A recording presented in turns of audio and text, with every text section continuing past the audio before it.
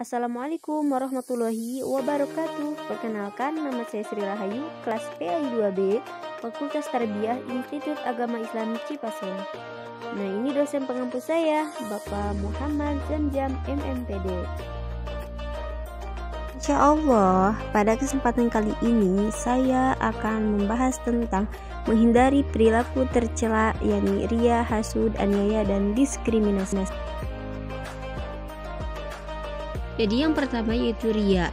Riya itu menurut bahasa pamer atau memperlihatkan. Sedangkan menurut istilah memperlihatkan suatu ibadah, amal soleh kita kepada orang lain bukan karena Allah, tetapi dia itu ingin dipuji. Nah, seperti orang ini nih yang sedang sholat tetapi sambil berpose di foto, itu kan bukan karena Allah, tapi ingin memamerkan ibadahnya. Percuma, tidak akan ada nilainya. Nah, yang selanjutnya yaitu tanda-tanda riya. Yang pertama yaitu malas beramal ketika sendirian dan niat beramal ketika di tengah-tengah orang ramai.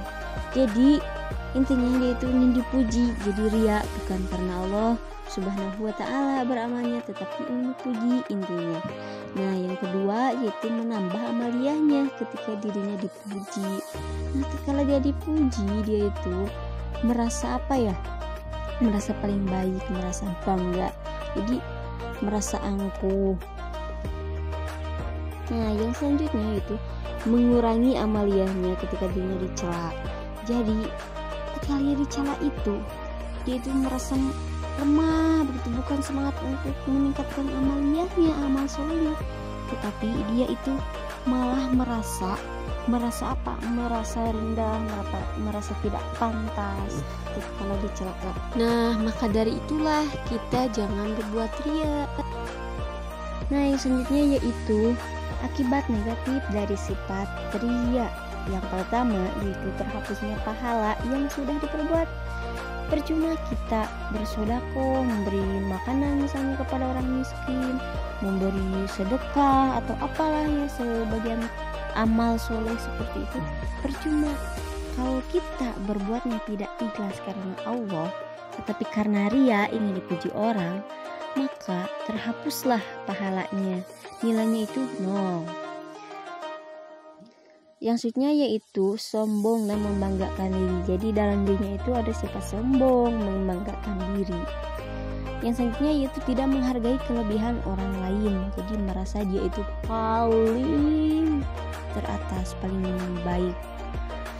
Dan yang terakhir itu selalu ingin dipuji. Nah, dia itu ingin dipuji, tidak ingin dicela. Selalu ingin dihormati dan disanjung-sanjung. Amit-amit ya. Maka dari itu hindarilah perbuatan riya. Nah, yang selanjutnya yaitu hasud. Apa itu yang dimaksud hasud? Hasud yaitu merasa tidak senang jika orang lain mendapatkan kenikmatan dan berusaha agar kenikmatan itu cepat berakhir dan berpindah kepada dirinya. Jadi kalau orang lain mendapat kesenangan itu, dia itu merasa hasud, merasa tidak senang ketika orang lain mendapat kesenangan.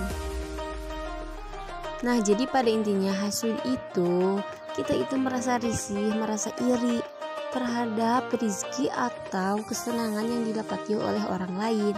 Padahal kita itu harus mensyukuri atas apa kenikmatan yang diterima oleh orang lain.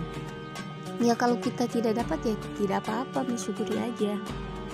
Baik, yang selanjutnya yaitu bahaya hasud. Yang pertama yaitu menghapus perbuatan baik seseorang, sebagaimana sabda Rasulullah, jauhkanlah diri dari dengki, karena dengki itu memakan kebaikan sebagaimana api membakar kayu bakar. Nah, jadi hasud itu diibaratkan kebaikan sebagaimana api memakan kayu bakar. Seperti ini, jadi melahap-lahap. Hadis riwayat Abu Daud. Yang kedua yaitu dapat menjadikan seseorang menjadi munafik. Nah, maka dari itu kita jangan hasud, karena dapat menjadikan diri kita itu menjadi orang yang munafik. Nah, yang selanjutnya yaitu dapat menjadi benih kekufuran di dalam hati, menyempitkan ilmu, mendatangkan banyak musuh, merusak persahabatan. Nah, dari hasud itu bukan menambah perdamaian atau persahabatan, bukan, malah mendapat musuh. Seperti adik ini nih, yang satu mendapat nilai A, yang satu tidak. Kenapa sih dua enggak? Dia nilainya A plus. Ciri-ciri orang hasad. Yang pertama yaitu kalau ada kebaikan ia selalu dicela. Jadi kalau orang lain mendapat kebaikan tidak senang, selalu dicela. Tapi kalau ada kejelekan ia mudah untuk menyebarkan dan menjatuhkannya. Jadi dia itu sukanya menjelekkan, sukanya menyebarkan dan menjatuhkan orang lain. Nah, ini contoh satu lagi nih, ketika rasa hasad itu hadir kembali kepada diri kita, seperti gambar pada ini nih.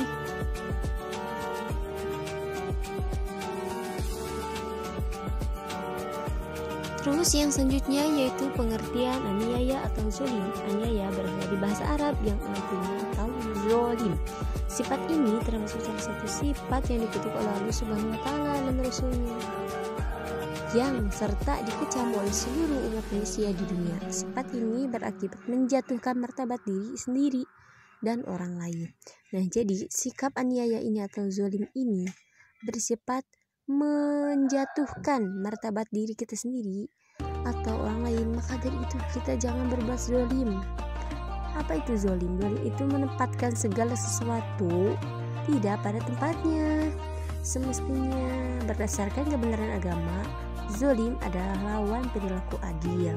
Nah, misalkan kita menempatkan topi di kaki, itu kan tidak adil, itu namanya zolim. Jadi menempatkan segala sesuatu itu harus pada tempatnya. Nah, yang selanjutnya yaitu bahaya sifat zolim. Yang pertama yaitu akan merugikan kehidupan kita maupun di dunia maupun akhirat. Yang kedua yaitu akan memperoleh azab atau laknat dari Allah Subhanahu wa Ta'ala. Yang ketiga akan memperoleh siksaan. Dan yang terakhir, amal perbuatan kita itu semuanya sia-sia. Maka dari itulah hindari sifat zolim. Zolim menempatkan segala sesuatu tidak pada tempatnya semestinya. Berdasarkan kebenaran agama, zolim adalah lawan perilaku adil. Jadi maka dari itu kita harus berbuat adil, jangan zolim ya. Nah, seperti contoh ini nih. Bapak ini yaitu diibaratkan seorang bapak-bapak yang sedang menzolimi atau menganiaya anak yatim. Nah, menganiaya anak yatim itu atau menghardik anak yatim itu kan tidak boleh. Seperti ini nih yang sedang berkelahi. Nah, yang selanjutnya itu diskriminasi. Apa sih itu diskriminasi? Merupakan suatu kejadian yang kita sering jumpai loh di masyarakat, yaitu yang pada intinya membeda-bedakan antara yang satu dengan yang lainnya. Misalkan ini si kaya, ini si miskin. Nah, misalkan ini si jelek, ini si ganteng, ini si cantik, ini enggak cantik. Nah, seperti itu diskriminasi. Jadi kita itu harus adil, hampir sama dengan aniaya ya. Kita itu harus adil, jangan membeda-bedakan antar sesama manusia, antar sesama kawan, antar sesama muslim wal muslimat. Yang selanjutnya yaitu macam-macam diskriminasi. Yang pertama, rasisme. Cara mengurangi dengan tidak membiarkan bersikap individual, tidak punya ambisi. Jadi tidak tidak bersikap individual, tetapi dibiarkan dia untuk sendiri, tidak diajak, tidak secara langsung seperti itu. Yang selanjutnya yaitu teknonisme, diskriminasi yang sering terjadi di bidang ekonomi. Nah, jadi membeda-bedakan yang ini kaya, yang ini miskin, yang ini gak punya, yang ini punya. Ya, itu tidak boleh ya dalam agama. Tetapi kita itu harus saling menyayangi, menghormati, menghargai, dan saling menjaga satu sama lain. Nah, seperti pada gambar ini nih, yang dua mentertawakan, yang satu dikucilkan. Itu tidak boleh ya, kita itu harus saling bersama. Oke, baik. Terima kasih sebelumnya. Jadi kesimpulannya, kita itu harus bersikap baik dan harus harus melakukan segala amal kita karena Allah Subhanahu wa Ta'ala. Jadi, insya Allah kita akan baik, jadi orang soleh-soleha. Baik, wassalamualaikum warahmatullahi wabarakatuh. Terima kasih.